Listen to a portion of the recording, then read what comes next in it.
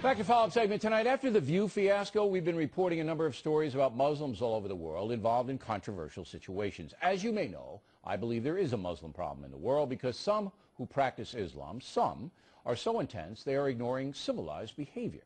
The latest is the blasphemy law in Pakistan.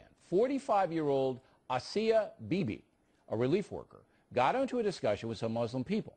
During that discussion, Miss Bibi stuck up for Christianity and also questioned what the Prophet Muhammad had done for his people. Well, she's now under arrest, charged with blasphemy, and could be executed in Pakistan. Also in that country, a man who threw away a business card with the very common name of Muhammad on it has been arrested and charged with blasphemy. Just threw away the business card. Joining us now from Phoenix, Dr. Zuhdi Jasser, president of the American Islamic Forum for Democracy, and from Virginia Beach, Virginia, Brigitte Gabriel, the author of the book, They Must Be Stopped. All right, they, I guess, what you define who they is. They must be stopped. Who's they, Ms. Gabriel?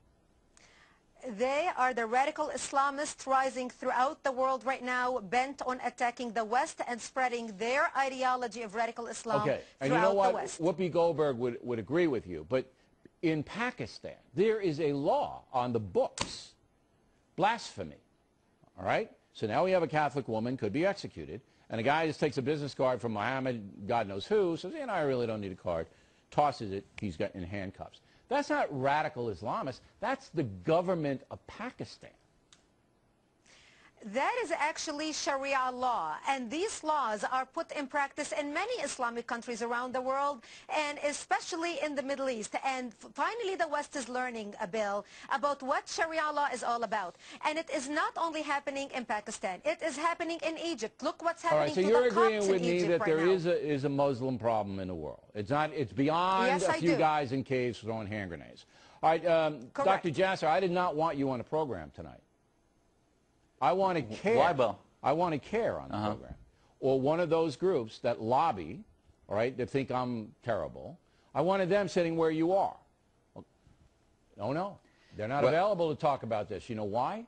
Because this is fact. This is fact. Pakistan is an enormous country, very important to the United States. All right? It's a country that ostensibly is a democracy. They vote, all right, unlike Iran, which is a theocracy. But I'm telling you, this Catholic woman, all she was sitting around talking about religion with some Muslims, and all of a sudden, she could be executed. And you're telling me, what are you telling me? Tell me, doctor. Well, it's interesting. They don't want to be on because they don't know what to say. It exposes their duality, their hypocrisy of living in this country, but yet not adopting the Establishment Clause. And today's, thank you, Bill, for bringing the light of day to this issue, because on today's Bill of Rights anniversary, we see the antidote to political Islam. Terrorism, blasphemy laws, the imposition of Sharia law as shackles on populations, as it's done in the Islamic Republic of Pakistan, is the instrument for oppression and supremacism of one faith above the others.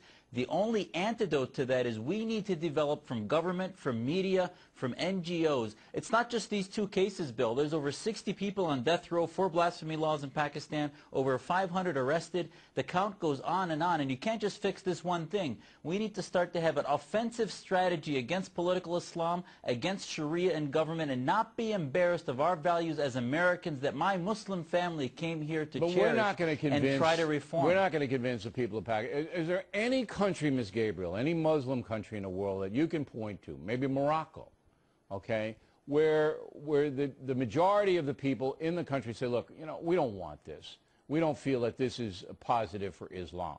Is there anybody we can point to? Unfortunately, we can't. Tunisia is the most moderate country that we know of. Morocco is starting to slide backward, but it's still better than many other countries.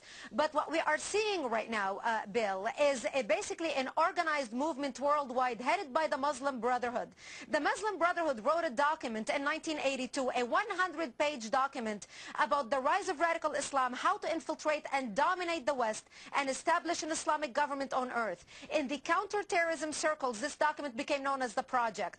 The Muslim Brotherhood has established in the United States 29 Islamic organizations as a front to spread radical Islam in the United States as well as the world, pushing their radical agenda culturally as well as militarily. I don't think they're getting anywhere here. I really don't. Not with the folks. Not with the folks. I mean, with the left-wing community. The left-wing community is another story, but the mass of people agree with me. Doctor, I'm going to give you the last word, but I know you wrote the book, and I know you disagree with me, but I don't think that the Muslim Brotherhood are making any inroads in the United States. Other countries, absolutely. Europe, all day long. Not here. Go ahead, Doctor. Well, look at what's happening in the school in Illinois, where the Justice Department now is threatening to sue. I know, but that's one guy, Holder. That's Holder's problem. Go ahead, Doctor. But Bill...